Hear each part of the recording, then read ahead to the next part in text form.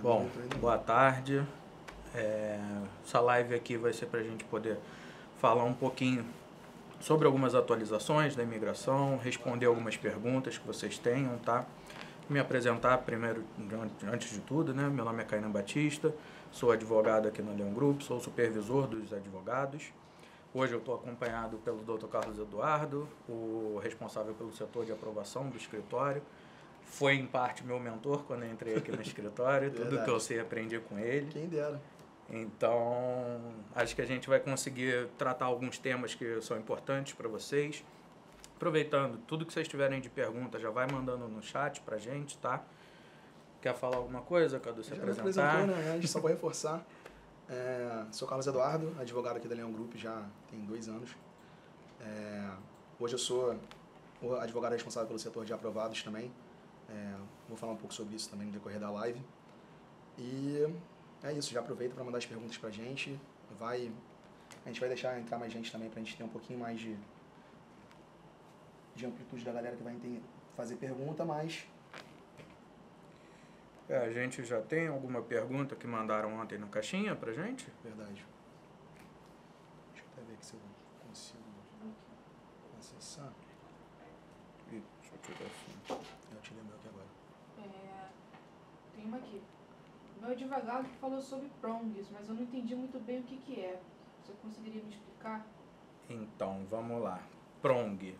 Prong nada mais é do que, na nossa linguagem, do que um critério, um requerimento, tá? Então, o que isso significa? Num EB2NW, que é o caso dos 3 prongs de Denazar, a gente tem 2 fases de análise do processo enquanto ele está na elegibilidade. A parte do EB2, que é onde vão analisar o perfil acadêmico e ou profissional daquele aplicante, vão ver se ele tem um bacharelado, se ele tem o tempo de experiência necessário, ou se ele tem licenças, certificações, se ele é reconhecido na área dele. Isso tudo faz parte do EB2, que é ou o grau avançado de estudos, o Advanced Degree, ou as habilidades excepcionais. E tem a segunda parte, que é o NW, onde a gente tem 3 critérios definidos pela legislação. Desses 3 critérios, a gente tem que apresentar uma proposta ou comercial ou profissional daquele aplicante para os Estados Unidos. Essa proposta tem que ser relevante a nível nacional para o país e ela tem que estar inserida em alguma área de relevância para o mercado americano. Isso é o primeiro prong, é o primeiro critério. A gente tem também o segundo prong, que é a gente muda o foco da proposta para o profissional, novamente. Só que aqui a gente tem que correlacionar tudo que o aplicante já fez no passado e o que ele tem para apresentar para o futuro, que mostra que ele tem condições, que tem viabilidade para seguir com essa proposta. E por fim, a gente tem o terceiro prong, que é um terceiro critério, onde a gente tem que demonstrar que existem benefícios substanciais na entrada dessa pessoa nos Estados Unidos, com uma dispensa de uma oferta de emprego e de uma certificação laboral. Esqueci de falar alguma coisa? Não, só se quiser falar dos critérios, né? Quer falar dos critérios de exception? A gente tem os critérios que já não são mais os prongs, são os critérios do EB2. A gente tem o grau avançado de estudos, onde a gente precisa ou demonstrar um nível de mestrado superior, ou então um nível de bacharelado e mais 5 anos de experiência na área de atuação da pessoa após ela ter se formado. Exceptional ability. Essa não é a única forma que você tem de caracterizar que você é um EB2. Então, você também tem a opção de cumprir 3 de 6 critérios de exceptional ability. E desses 6 critérios começa com o primeiro, que é a demonstração de que você possui qualquer registro acadêmico na sua área de atuação. Então, aqui não precisa ser um curso superior. É só você demonstrar que você possui um registro acadêmico na sua área de atuação. O ponto 2 é a demonstração de que você tem ao menos 10 anos de experiência profissional em tempo integral. Então, aqui já é um tempo de experiência maior. O critério 3 é a demonstração de que você tem salário acima da média do seu âmbito de trabalho. O critério 4 é a demonstração de que você possui licença para atuar profissionalmente na sua área de atuação. O quinto, a demonstração de que você é membro de alguma associação profissional relevante para a área. E o sexto é o reconhecimento por pares profissionais ou por indústria, entidades governamentais na sua área de atuação também, pelas suas contribuições atuando. E ainda é possível também, caso você não se enquadre em nenhum desses, em nenhum não, né? Em algum desses critérios, mas você tem Isso. alguma documentação que mostra que o teu perfil é de destaque, por exemplo, você tem um registro de uma patente que você criou aquele produto, isso pode entrar como uma evidência comparável, tá? Então, a gente, a gente consegue apresentar que você tem habilidade excepcional, mesmo que não seja diretamente nesses 6 critérios que o Dr. Carlos abordou. Exato. Tem uma pergunta aqui que eu estou vendo, Gabi Luiz. É um bom momento para pedir extensão de visto de turista? Então, Gabi, os Estados Unidos, independente da administração atual, ele não quer afastar nem o turista, nem o estudante, tá? Mesmo todas as notícias que a gente vê, na verdade, são mais um terrorismo do que uma verdade. Por quê? Os Estados Unidos, ele está agora, esse ano, está acontecendo agora, inclusive, a Copa do Mundo de clubes. Ano que vem vai ter o Mundial de seleções, né, que vai acontecer em algumas cidades nos Estados Unidos, no México, Canadá também. Isso mostra que os Estados Unidos está querendo atrair turistas para o mercado, até porque isso é grande parte da economia daquelas regiões. Então, você ir como turista vale a pena, tá? É interessante você dar entrada nesse tipo de visto. Se você tiver com medo, tiver com algum receio de fazer isso, entre em contato com a Leon Group, a gente também está oferecendo esse tipo de serviço, tá? Manda uma mensagem aqui no chat, eu quero que alguém do comercial vai entrar em contato com você para agendar uma consultoria, ver suas necessidades, tá?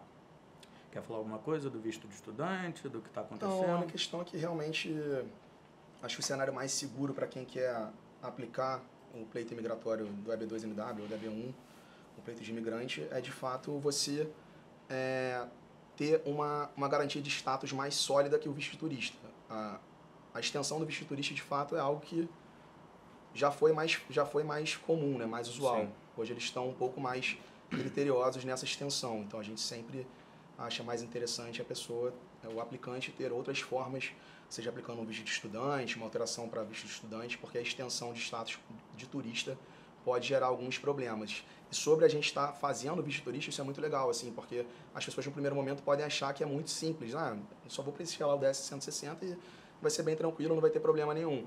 Só que na realidade existem documentações que a gente pode apresentar em conjunto com o visto de turista, com o pedido do visto de turista, para deixar claro para o oficial que o intuito da viagem é de fato lazer, é de fato turismo. Exato, a gente nem fazia esse tipo de serviço até algum tempo atrás. A gente começou a oferecer porque a gente viu que as pessoas começaram a ficar muito preocupadas. Aumentou um pouquinho o número de negativas de turista, principalmente porque a pessoa não ia bem preparada, principalmente para a entrevista. Não, as respostas que ela dava pessoalmente não batiam com a informação que estava nos questionários que ela preencheu, tá? Então a gente começou a oferecer isso para tentar amenizar um pouquinho a dor do mercado, até dos nossos clientes que ainda estão esperando um EB2 sair, um EB1 sair, mas já querem ir para lá para passear e ficar um tempo, tá?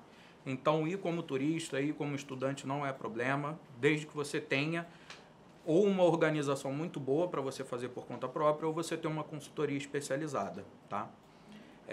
Se você tiver interesse, como eu falei, manda aqui no chat para gente, ou entra em contato com a gente em qualquer rede social da Leon Group.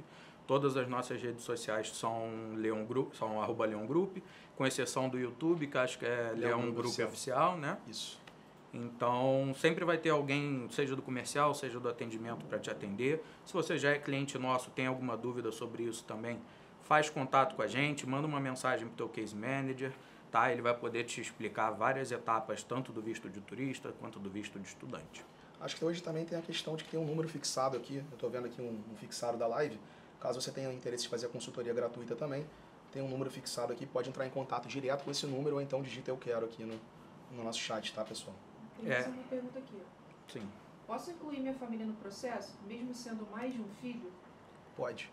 Tá. Não tem limitação de número de dependentes. Os dependentes têm que ter algum requisito, tem requisitos para você ser dependente. No caso, o cônjuge pode ser dependente do processo, filhos até 21 anos também podem ser dependentes do processo, e independente da quantidade, gente. Então, não tem Exatamente. Não precisa ser também um filho biológico, tá? Filho Isso. adotivo também tem direito. O enteado também tem direito, ainda que você não tenha feito a adoção plena dele. Os Estados Unidos entende o casamento entre você e o seu cônjuge como se fosse análogo a uma adoção que você está fazendo em relação ao seu enteado ou enteada, tá? Então eles também têm direito de entrar no processo, desde que tenham até 21 anos no momento que a gente protocola, e tem alguns outros requisitos que não vale a pena a gente explicar tanto aqui, porque são mais técnicos, tá? Mas se é o caso de vocês, faz contato com alguém do comercial ou do próprio jurídico para a gente poder explicar melhor para vocês, tá? Tem a pergunta aqui, Maicon Assunção. Vim em 2019 como turista, sou engenheiro civil, minha esposa veio da Europa transferida como diretora da empresa, com visto E2. Posso aplicar como dependente do visto dela? Então, dependente para o E2, o que você acha? Vale a pena ele aplicar? A questão é que ele tem que verificar só a questão do status dele aqui, né? Que ele foi em 2019 como turista, como que foi essa manutenção de status. Exatamente. Até o ano que a gente está agora, em 2025, que tem 5 anos de gap aí, né? E a gente tem que levar em consideração também que o E2 é um visto temporário, Sim. né? Ele não vai garantir nunca o direito a um green card para vocês. Exato. É diferente de um EB1, de um EB2, de um EB3, tá? Então, não sei qual é a pretensão de vocês a longo prazo, se vocês querem estabelecer residência fixa aí. Se for, a gente pode estudar o teu perfil como engenheiro. Engenheiro civil, a princípio, pode ser indicado para um EB2 ou para um EB3, tá? Sua esposa como diretora também pode ser em algum desses dois vistos. Então, faz contato com a gente, manda aqui no chat eu quero, para alguém poder fazer o contato logo com vocês e marcar uma consultoria. Como o Cadu falou, a consultoria está gratuita, tá? Então, vocês não vão ter esse custo inicial. A gente também está com uma condição comercial do mês passado, que a gente está ampliando para agora em julho, tá? Não sei até quando, né? Não sei até quando vai ser, só pediram para a gente falar que tem alguns cupons que estão liberados, tá? A condição, o preço de um visto de um EB1, de um EB2, por exemplo, normalmente é de $21 mil. Se vocês quiserem fechar esse contrato, fazer o pagamento à vista, vocês vão pagar só $17 mil. Ou então, se vocês quiserem parcelar, tem a opção de dar uma entrada de 5 mil e mais 24 parcelas de $625. Isso é totalmente diferente do que a Leon Group sempre ofereceu historicamente, tá? Então aproveitem a condição, é muito boa. E os Estados Unidos é o país que as pessoas querem ir, né, gente? Peguei duas perguntas aqui da Flávia. Flávia Santiago. Experiência como contadora em instituição financeira, cooperativa de crédito, há mais de 10 anos. Qual seria a melhor proposta para tentar aplicar o EB2? Então, Flávia, a gente tem que entender um pouco melhor as suas evidências de atuação profissional para a gente definir a melhor estratégia.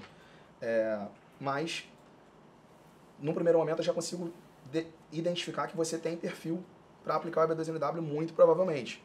Acho que você é uma das pessoas que é muito interessante entrar em contato com a nossa consultoria. E eu vi que você fez outra pergunta aqui, que é: consigo ir como turista e depois aplicar o EB2? Consegue, mas entra aquela questão que eu falei aqui do status. É importante a manutenção do status. O status é quanto tempo você tem de autorização para ficar em solo norte-americano. Quando você entra com visto de turista, via de regra, esse período é de até 6 meses. Passados 6 meses, você tem que ter outra condição de permanência, seja uma renovação do status de turista, seja uma alteração de status para algum outro visto de não imigrante, para algum outro status de não imigrante, perdão, e você pode aplicar e manter o seu status enquanto você está aplicando. Mas é muito importante, eu falo isso porque, como advogado do setor de aprovados hoje, é o que eu verifico que pode dar mais problemas no momento de você, na fase de admissibilidade. É muito importante a manutenção do status. Então, assim, é legal que tenha um planejamento para, quer entrar como turista? Beleza, mas faz um planejamento, se planeja direitinho, entende como que é o processo e a gente auxilia exatamente nisso. E sendo um perfil para um EB2, por exemplo, ela precisa levar em consideração que para você manter esse status, você tem que pensar num médio prazo, tá? Porque hoje, quem tem um EB2 aprovado, sim, depende de um Visa Bulletin para poder pedir o Green Card, para poder fazer o ajuste de status em solo americano. Então, para você ter noção, hoje o Visa Bulletin, para quem está em solo americano, está em 15 de outubro, né, de 23. Isso, outubro de 23. Então aí é uma defasagem de 1 ano e 8 meses, mais ou menos. Vocês têm que considerar que mais ou menos esse tempo vocês vão ter que ficar aguardando com um status válido, seja um de turista, seja um de estudante, seja um de trabalho temporário, até vocês poderem pedir o ajuste de status, tá? Que Exato. também é uma das etapas que a Leon Group faz para vocês dentro do nosso contrato, tá? Eu vi aqui uma mensagem, só que quando eu fui parar nela eu acabei fechando a live, saiu, era Amanda o nome, ela falando, vocês não dão muita assistência depois que o caso é negado. Então, Amanda, eu não sei o que está acontecendo com você, eu vou pedir para a gente ver quem é o case manager, quem é o advogado que está com o processo de vocês, tá? Mas aqui na Leon Group a gente tem um setor que é dedicado só para os clientes que tiveram uma negativa, que é o setor do refile. Nesse setor a gente tem advogados especialistas em tentar reverter essa decisão. Então tudo que a gente pega da primeira decisão, da primeira decisão que negou o processo, a gente reverte para fortalecer como pontos dentro de uma nova petição inicial. Não é um custo adicional para vocês, porque já está incluso dentro do contrato de honorários, tá? Pelo menos uma aplicação nova vocês têm direito. Então, eu vou pedir para alguém verificar aqui a situação de vocês e depois a gente vai fazer um contato com você para tentar entender quais são as dores que você está tendo, tá? Tem mais alguma pergunta aí? Quanto tempo em média demora para sair a aprovação? E aí é com Vamos o lá. especialista aqui. Acabou que a Flávia também fez essa mesma pergunta aqui na live, então dá para eu conciliar. Quanto tempo em média demora para todo o processo? Enfim, ela até pergunta sobre o Premium Processing também, se é indicado ou não. Eu vou tentar juntar esses dois sem falar muito, se eu estiver falando muito já me corta, sabe como é que eu sou. Vamos lá. Com o Premium Processing você garante uma primeira resposta do processo em até 45 dias úteis. Mas na prática isso não acelera a obtenção do Green Card para quem está aplicando para EB2NW. Porque o EB2NW, como o Kainan explicou, tem uma defasagem hoje em dia e o Visa Bullet não está current para esse tipo de visto. Para o EB1, acelera efetivamente a obtenção do Green Card, então é interessante, mas para o EB2 é mais por uma questão de gestão de ansiedade, então acaba que não vai fazer diferença em termos de obtenção do Green Card, tá?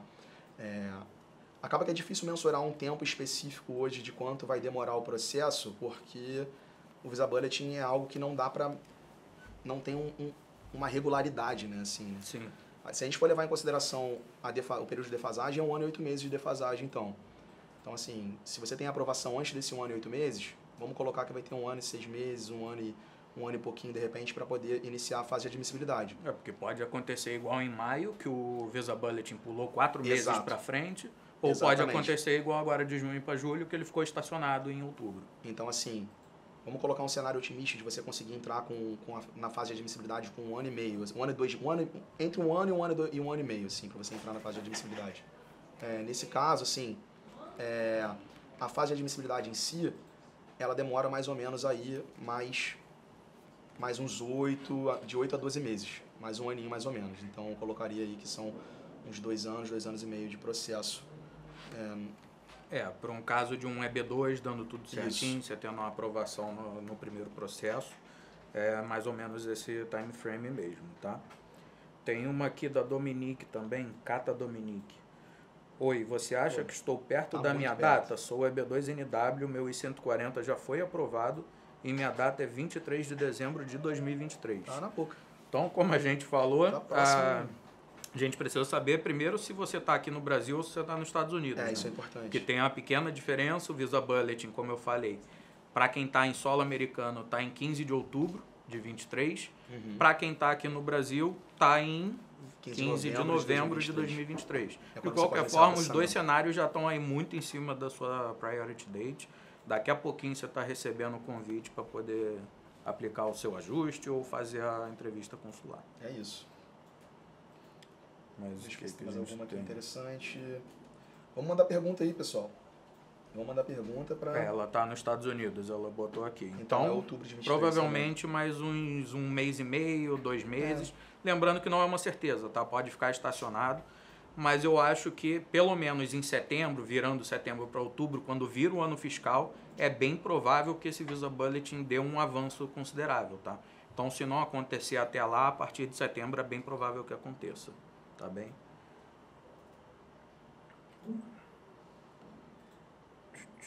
Mas o que a gente tem? Tem mais alguma pergunta da caixinha? Tem aqui. Mesmo sem ter doutorado ou mestrado, tenho chance? Com certeza. Vamos lá. Com certeza. Como a gente mencionou aqui anteriormente, você não precisa ter uma formação avançada, um curso superior para aplicar para o EB2NW e conseguir o seu green card. Assim. Na realidade, isso é apenas uma forma de caracterização da sua elegibilidade. Você pode caracterizar a sua elegibilidade cumprindo os critérios de exception no ability. Aqui a gente tem diversos aplicantes das mais diversas áreas possíveis. Assim. A gente tem martelinho de ouro, a gente tem Portador de cana-de-açúcar, groomer, músicos, exatamente. A gente tem a mais diversa gama de profissionais aqui. Vai de astronauta até pessoas que não têm formação, não têm ali a graduação, que não é uma exigência. Assim. O profissional ele pode ser... a graduação e o curso superior não caracteriza, não vai mensurar a capacidade do EB2NW, do aplicante. Então, assim, tem chance sim, tem perfil. Mesmo que você não tenha um doutorado, ainda assim, se você tiver um bacharelado, um mestrado, eles também são elegíveis para o Advanced Degree. Sim. Tá? O bacharelado, no caso, você teria que ter, além dele, mais um tempo de experiência após a formação. Mas em qualquer dos cenários, e fora esses, também o Exceptional Ability, você pode se enquadrar para um EB2, para um EB2NW, para um EB3 com certeza, tá? Porque tem várias modalidades, até para profissionais que não tenham formação nenhuma, tá? Então, como a gente não conhece o teu perfil, entra em contato com a gente, marca uma consultoria, você não vai ter custo para isso. Se você tiver um perfil, a gente fecha um contrato contigo, vai te acompanhando até você estar com o green card em mãos. E é literalmente isso, né? Aproveitando essa questão do acompanhamento até estar com o green card em mãos, assim. Ninguém melhor para falar do que você. Um dos diferenciais aqui nossos para os clientes que aplicam consularmente é justamente esse, assim. E o feedback que a gente tem é sempre muito positivo, porque a gente tem a gente tem na fase de pós-aprovação todo um suporte para o cliente aprovado também. Então, quando o cliente é aprovado, eu, no caso, sou o advogado responsável por ele e preparo ele para a entrevista, auxilio com a documentação junto com o case manager do setor e eu vou à entrevista junto com o aplicante. Então, no dia da entrevista consular, eu estou lá na porta do consulado junto com o aplicante, eu não entro junto, não posso entrar junto, mas eu vou lá na porta do consulado até o último momento, até as 45 do segundo tempo, para tirar qualquer dúvida, para deixar você tranquilo e te preparar para a entrevista. E estou lá também esperando do lado de fora para dirimir qualquer dúvida que possa ter surgido em relação a foi aprovado, quanto tempo agora tem para ir para os Estados Unidos, como é que vai funcionar isso, etc. O suporte é assim, em tempo integral, gente. Em tempo integral mesmo, e isso é um dos nossos diferenciais. Mais alguma pergunta, Júlia? Isso aqui tá até engraçado. Se já fui anteriormente preso ou condenado por um crime, ainda posso obter meu green card ou cidadania? Então, isso aí a gente precisa estudar Analisar, o que aconteceu, exato. tá? Porque, em tese, quem teve uma condenação criminal não é admissível nos Estados Unidos. Então, você poderia passar na primeira fase, ser elegível, ser aprovado, mas chegar lá no momento da entrevista consular ou de pedir um ajuste de status e negarem, tá? A gente precisa ver qual é o tipo de condenação, se ela foi restritiva de liberdade. Tem várias questões que a gente precisa analisar, tá? Exato. Se você acha que tem um perfil para um EB1, para um EB2, para um EB3, faz contato com a gente que a gente faz a análise também dessa questão, tá bem? Mais alguma? Aqui no chat parou um pouquinho, vocês estão devagar hoje, hein? Quase não está vindo pergunta. O Thiago mandou aqui, um abraço pro Thiago aí, falando das experiências dos aprovados. O Thiago foi um dos que eu levei no consulado. Bom que você está assistindo ainda aí, amigo. Levando em consideração que o Cadu, que geralmente faz o acompanhamento lá com o pessoal lá no consulado, fala pro pessoal um pouco como é que é essa experiência que a gente passa lá. Eu filmando e você apoiando a galera. Essa experiência é bem interessante, assim, porque, via de regra, a reunião, a entrevista é marcada para bem cedo, né? Então, muitas das vezes eu tô abrindo o consulado lá, a Júlia tá lá junto comigo, minha fiel escudeira, filmando e gravando as nossas interações.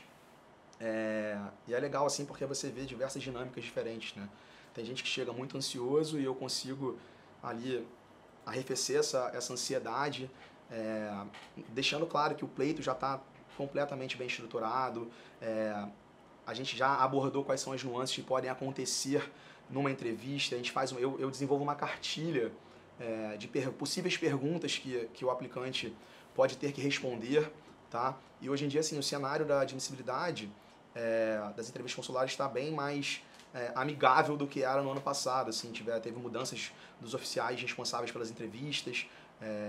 A impressão que dá é que eles entendem um pouco mais hoje em dia a dinâmica do brasileiro e estão bem mais amistosos na condução da entrevista. E é muito legal assim ver a reação dos clientes quando estão saindo com a aprovação em mãos. E assim, é uma experiência que realmente, eu até falo com o pessoal aqui, eu acho que todo mundo tem que ir para poder vivenciar isso, porque ali é a concretização do sonho mesmo. Ali naquele momento é quando você só falta ir para os Estados Unidos para o seu green card ser confeccionado. Então é muito gratificante. Saiu até recentemente, né? Acho que foi no final de maio ou no início de junho, uma nova atualização também do Manual de Políticas do IELTS, falando justamente sobre negativas que ocorrem em entrevistas. Que a gente vê muito com visto de estudante, de turista, o cara simplesmente nega e você vai para casa. Sim. Para processos de green card, que são os vistos EB e até outros, eles agora têm que dar uma fundamentação para essa negativa, o que permite até que a gente, como consultoria jurídica, ofereça uma resposta, um recurso fundamentado no que foi negado. Não é simplesmente falar não, por quê? Não sei, vai para casa. Até porque a negativa numa entrevista, num processo de imigrante, não é definitiva. A gente pode reverter ainda. Deixa eu verificar aqui. Quais as principais causas de negação, Rosemary? Então, Rosemary, depende muito, tá? Porque os processos, eles são analisados por pessoas, tá? É um órgão que está analisando, que é a USCIS, porém, quem pega o processo, quem lê aquilo ali, são pessoas. Ele pode simplesmente ver que você não cumpre o critério, ou ele pode entender que você não cumpre o critério. Ele pode achar que alguma coisa não está bem explicada, ou que o que você está levando, no caso do EB2, NW, não é de relevância nacional, não tem importância para o país como um todo. Então tem um pouco de subjetividade, tá? Mas a maioria dos casos que tem negativa, a gente fez um estudo disso recente, é na questão da importância nacional, que é lá no primeiro prong do Denazar, primeiro critério, que é demonstrar um impacto nacional ou regional que diminua alguma desigualdade em determinada região, tá? Essa é a parte mais difícil de argumentar, porque é a mais subjetiva na análise do oficial. Vou pegar mais uma aqui, um gancho, a Júlia me mandou. Sou enfermeira, ouvi falar sobre equivalência e validação de diploma, isso é verídico? Então, esse é um tema bem interessante, de repente até para uma futura live sobre isso, assim, especificamente. É verídico, assim, esse cenário é bem recente das entrevistas, mas de uns tempos para cá, de fato, tem sido exigido a equivalência do diploma para os profissionais da área de saúde. A nossa recomendação sempre tem sido no sentido do profissional iniciar os steps, né, referentes à revalidação do diploma, para deixar claro para o oficial de imigração que existe uma intenção real de cumprir com a proposta de empreendimento. Isso serve até como argumento lá no segundo prong, que a gente mostra que a pessoa tem condições de seguir com aquela proposta. Então, assim, a minha recomendação para quem é da área de saúde e está aplicando o processo, então já teve aprovação, já inicie os steps de revalidação do diploma para deixar bem claro para o oficial de imigração no momento da entrevista que é algo real, assim, é algo que vai acontecer. Você está pensando em atuar regularmente nos Estados Unidos e para isso você tem que ter uma equivalência e tem que ter a revalidação do diploma e o licenciamento adequado. Então tem que ver também de acordo com a sua área de atuação na área de saúde, tá? Tem uma aqui do Felipe Nogueira com quanto demora geralmente um processo todo de EB1 com processo premium. Como o Cadu falou, o Premium Processing, ele normalmente é de 45 dias úteis para o EB2, tá? Para o EB1A, por exemplo, que são as pessoas com habilidades extraordinárias, são 15 dias úteis. Sendo sincero, nem sempre a imigração consegue analisar dentro desse prazo, tá? Então, eu fiz um EB1 há pouco tempo em que o processo levou 63 dias para ser analisado, mesmo com Premium Processing. Mas no EB1 ainda vale a pena, porque se você for aprovado, você já pode pedir logo o ajuste ou entrar na fila do NVC, tá? Então, ao todo, considerando as duas etapas com o Premium Processing, você pode considerar aí mais ou menos de 6 meses a 1 ano, dependendo da agenda do consulado ou dependendo da disponibilidade da ISS se você estiver em solo americano já. Só reforçar aqui, o Douglas Wink perguntou, agricultor apenas com nível médio, técnico na área, qual o caminho? O caminho é a caracterização pelo Exceptional Ability, mas para saber ou não se de fato você se enquadra no EB2NW, marca uma consultoria com a gente, digita aí eu quero, então entra em contato com o número que está aí fixado, porque aí sim a gente vai poder analisar. E assim, gente, é importante ressaltar que, na verdade, a gente aplica outros vistos sem ser o EB2NW e o EB1. Sim. Então, assim, a consultoria, ela, na verdade, é para te oferecer um planejamento imigratório. Não só para os Estados Unidos Exato, também, ainda né? tem A gente isso. também tem processos de imigração para Dubai, para a Europa, tanto para a cidadania também, acho que portuguesa e italiana, né? Se vocês tiverem interesse, podem fazer contato com a gente, bota eu quero aqui.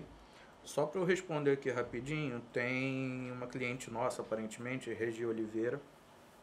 Ela reclamou um pouquinho de não ter feedback, de não ter um retorno da equipe. Eu não consigo resolver isso agora para você, tá? Mas entra em contato com o teu case manager. Eu já estou passando aqui para minha equipe no jurídico avaliar qual o seu nome completo, quem é o case manager e o advogado que estão contigo. Vou pedir um relatório para eles do que está acontecendo, se está tendo mensagem sua sem retorno mesmo, tá? E a gente faz um contato com você posteriormente, de preferência ainda hoje, para tentar resolver essa insatisfação, tá bem, Regiane? A gente perguntando da resubmissão, se a gente garante uma resubmissão. A Neiva, né? Estava buscando aqui. Sim, Neiva. Ali é um reaplica, sim, quando está negado, tá? Inclusive, tem previsão expressa no contrato. Então, caso tenha uma negativa no seu processo, a gente vai fazer um novo processo em seu nome. Não é simplesmente pegar o mesmo processo e reaplicar. A nova petição, documentos atualizados, mas essa nova petição ela é direcionada, como eu falei, com base na negativa do processo anterior. Então, tudo que o oficial diz que não viu vai estar presente nessa petição, desde que você também tenha documentos para apresentar novos para a gente, tá? Para fortalecer o pleito. E, se possível, também a gente pode até estudar se talvez o seu cônjuge tenha um perfil que possa ser mais adequado. A gente pode fazer essa análise sem problema aqui no jurídico, tá?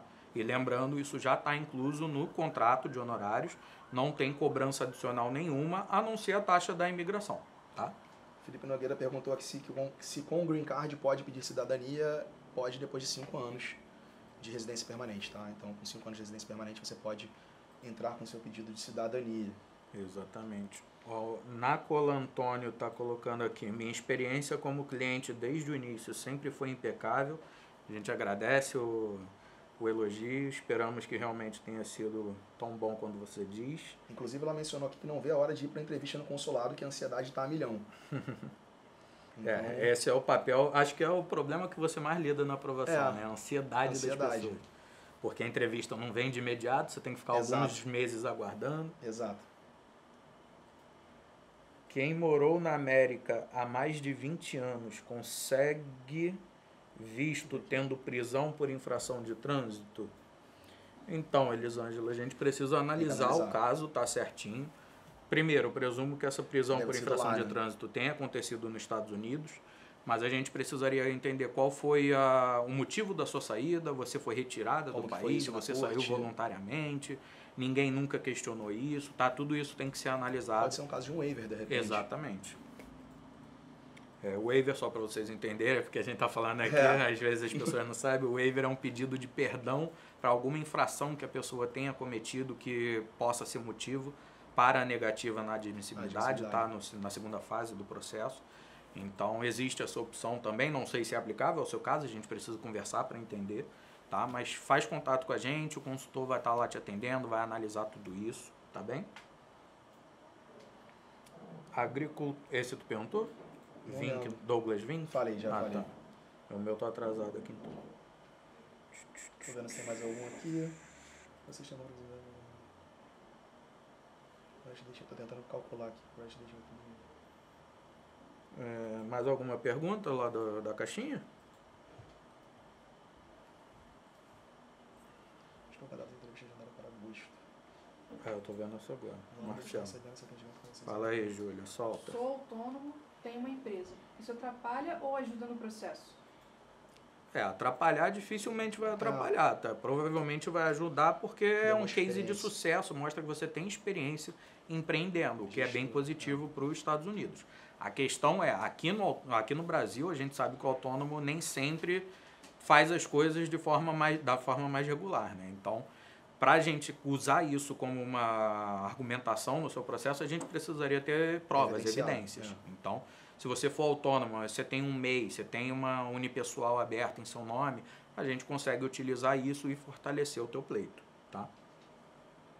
Aí o Marcelo, cliente nosso, também falou que está com a data de entrevista agendada para agosto e que já vai estar recebendo esse atendimento aqui no Rio. Eu te espero aqui, Marcelo, te espero aqui para a gente poder comemorar essa aprovação na entrevista.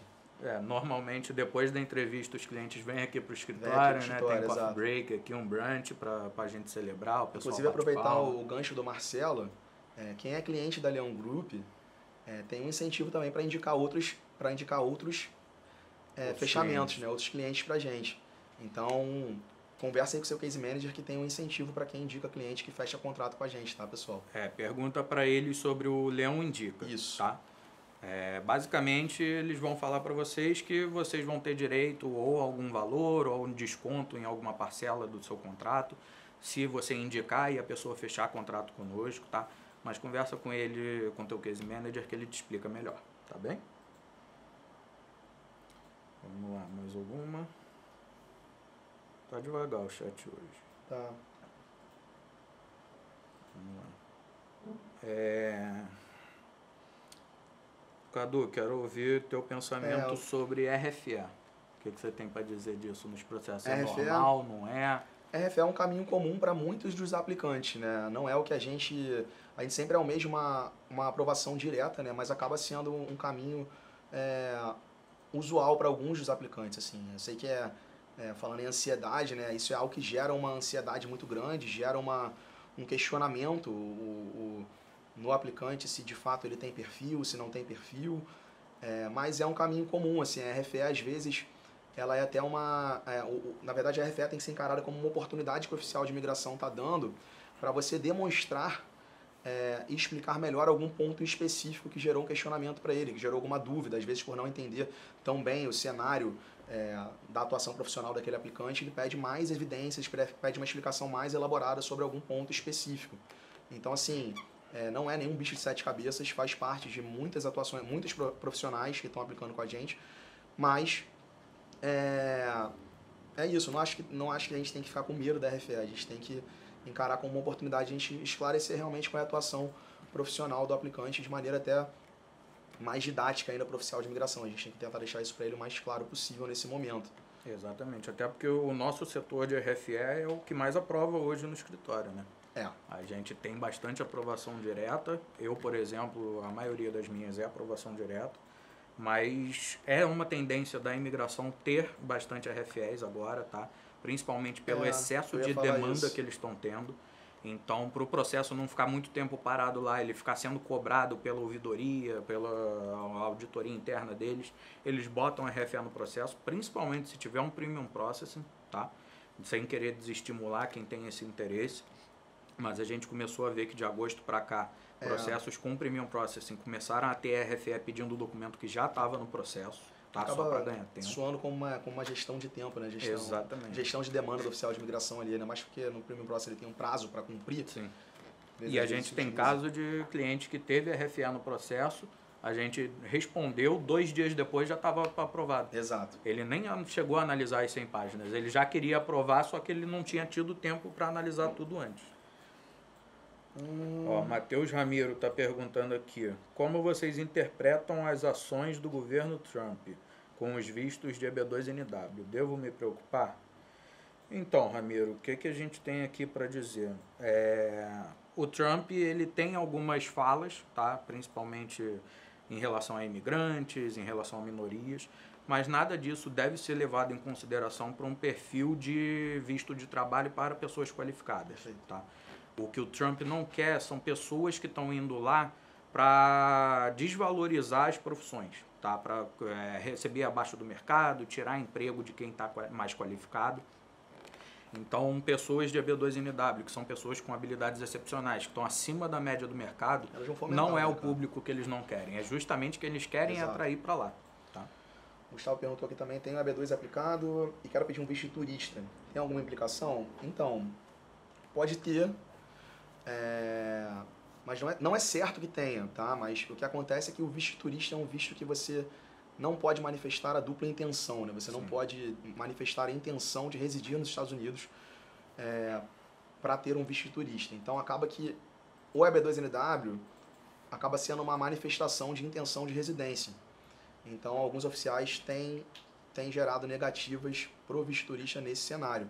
Mas não é garantido também não, tá, gente? Tem muitas pessoas que são aprovadas ou tem até renovações de visto de turista com o EB2NW aplicado. Assim, eu até tenho uma opinião sobre isso, que por mais que não seja um visto dual intent, né, de dupla intenção, na minha opinião, o 140 por si só não é uma manifestação de intenção de residência, mas porque ele por si só, eu posso ter a aprovação do 140 e não vou usar ela nunca. Ajuste, nunca pediu, entendeu? É só uma consulta que eu faço. Então, mas acaba que em alguns momentos o oficial de imigração pode levar isso em consideração. Mas por isso que é importante, às vezes, por isso que é importante ter uma assistência quando vai aplicar um visto de turista nesse cenário.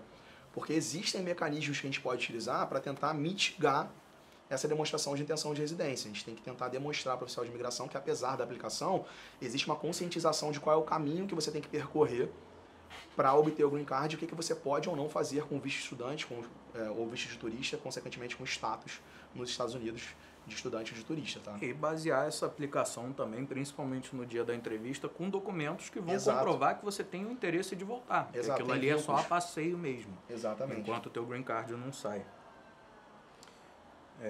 Qual o tempo de espera hoje para análise do visto na NCIS? Harantia. Então, depende do que é a sua pergunta. Eu não entendi muito bem, tá? Tempo de espera para análise do I-140, que é a primeira fase do EB1, do EB2, do EB3, vai variar dependendo do tipo de visto, tá? Sem o Premium Processing. Hoje tem levado uns 8 a 12, 13 meses, mais ou menos, tá? Com o Premium Processing tem um tempo mais curto, ainda que eles nem sempre respeitem esse prazo, tá? Mas a segunda fase já não tem como precisar, porque ela depende do andamento do Visa Bulletin. Hoje tem aí uma média de 1 ano e meio a 1 ano e 8 meses para trás, tá? Isso também vai variar também de acordo se teve RFS, se não teve RFS, se teve alguma negativa, que é importante dizer também que as negativas existe a possibilidade de reversão também, então tudo depende de qual foi o caminho a percorrer do seu processo, tá? Isso levando em consideração a aprovação direta, né? Uma RFE vai ter um tempinho a mais para responder, para analisar. Se tiver a negativa, a gente ou pode revertê-la com uma appeal, talvez, se for o caso, se couber um recurso por algum erro na análise da documentação, ou então através do novo processo feito com o refile, tá? Mais alguma coisa, Júlia? Aqui. Tenho mais de 50 anos. A idade interfere na aprovação? Não. Na prática não, principalmente você com 50 anos tá novo ainda, né? Talvez possa ser um impeditivo, por exemplo, para vistos de EBs, que são vistos de trabalho. Uma pessoa com 90 anos, talvez o oficial questione. Como que você pretende avançar com o teu trabalho aqui se você já está com uma idade muito avançada? Mas não é normal, tá? Eu nunca vi nenhuma negativa falando sobre a idade. Eu só consigo imaginar se for uma coisa vinculada, se o trabalho for vinculado a alguma atividade física, assim. Então, pode ser também, para um atleta, por exemplo. Então, sim. Mas, no primeiro momento, idade não é impeditivo não, gente. Eu tinha visto uma pergunta aqui, só que eu não tô achando, não sei quem foi, tá? Era sobre filho como dependente também, só que eu acho que a pessoa falava que não era filho, era se a pessoa é dependente por ser deficiente. Eu acho que ele pode estar confundindo alguns conceitos aqui, porque no Brasil a gente pode declarar como dependente tributariamente uma pessoa que tem uma deficiência física, um irmão que seja maior de idade, tá? Um filho ainda que tenha mais de 21. Mas para o processo de imigração isso não é aplicado, tá? A gente precisaria conhecer o caso para entender melhor o que você quis dizer. Mas a princípio eu acho que seria essa situação. Só que eu não lembro o nome da pessoa aqui porque saiu o meu chat. Tem mais alguma? Tá, tem uma aqui. Posso continuar trabalhando, mesmo que remotamente, enquanto o processo está em andamento? Não. Essa pergunta aí É muito comum isso aí e assusta muitas pessoas. Quando você não tem autorização para trabalhar nos Estados Unidos, você não pode nem prestar trabalho remoto para uma empresa fora dos Estados Unidos. Porque eles levam em consideração a sua atuação, a sua ação. E se você, ainda que em solo americano, esteja atuando profissionalmente, esteja tendo ali essa atuação profissional, ainda que remotamente uma empresa no Brasil, ainda que gerenciando de repente uma empresa sua no Brasil, isso é algo que eles caracterizam como violação de status. Sim. Tá? Então, você sem autorização de trabalho não pode trabalhar nem remotamente, você não pode gerir nem a sua empresa no Brasil. Você pode oferir lucros da sua empresa, mas é importante demonstrar, caso seja exigido pelo oficial em algum momento no processo, é importante demonstrar que existe, por exemplo, alguém na sua empresa que está gerindo a sua empresa, que a sua empresa gira sem a sua gestão, tá? Mas não pode trabalhar sem autorização de trabalho mesmo. É um cenário parecido para quem está como turista ou está como estudante e quer abrir uma empresa nos Estados Unidos, tá? Não tem problema você, com visto temporário, ser dono de uma empresa. Exato. Só que a imigração pode questionar se essa empresa está tendo alguma atividade financeira. Perfeito. De onde está vindo o trabalho que gerou a renda dessa empresa, tá? Então, nesses casos, seria o mesmo conselho. Você tem alguém com autorização de trabalho, ou que seja cidadão americano, que possa ser o gestor dessa empresa, que possa fazer o dia a dia ali da atividade profissional, tá? Mas ser empresário não é problema. Então, bom, gente, acho que é isso. Já tem uma hora aqui quase que a gente está falando. Passou rápido, hein? Se vocês tiverem mais dúvidas, podem mandar pra gente nos nossos canais, tá? Lembrando aqui, quase todas as nossas redes sociais são @leongroup, com exceção do YouTube, que é @leongroup oficial. Então, entrem em contato com a gente. Reforçar essa condição especial. Exatamente. Não percam essa oportunidade, tá? Pré-feriado aí para quem está nos Estados Unidos. É verdade, amanhã é 4 de julho, dia da independência. Então, a condição especial, $17 mil para quem fizer pagamento à vista. E para quem for parcelar, a entrada de $5 mil, mais 24 parcelas de $625, tá, pessoal? Então aproveitem, a gente tem alguns cupons ainda, eu não sei quantos são, não sei até quando essa condição vai permanecer, então aproveita aí para entrar em contato com a gente. Espero pelo que estão falando aqui, não vai durar muito tempo não, porque já teve bastante eu quero aqui no chat pedindo consultoria, tá? Exato. Então, se essa galera toda fechar contrato, sugiro que vocês corram. É isso. Espero vocês aqui, gente, pessoal. Foi um prazer falar com vocês hoje. Espero que a gente possa voltar em algum momento, tá? E aí, qualquer dúvida, fala com a gente. O pessoal que teve um probleminha com o jurídico, a gente vai rever essa situação agora. Perfeito. E tentar o contato com vocês ainda hoje, tá bem? Obrigado, gente. Valeu, tchau, tchau.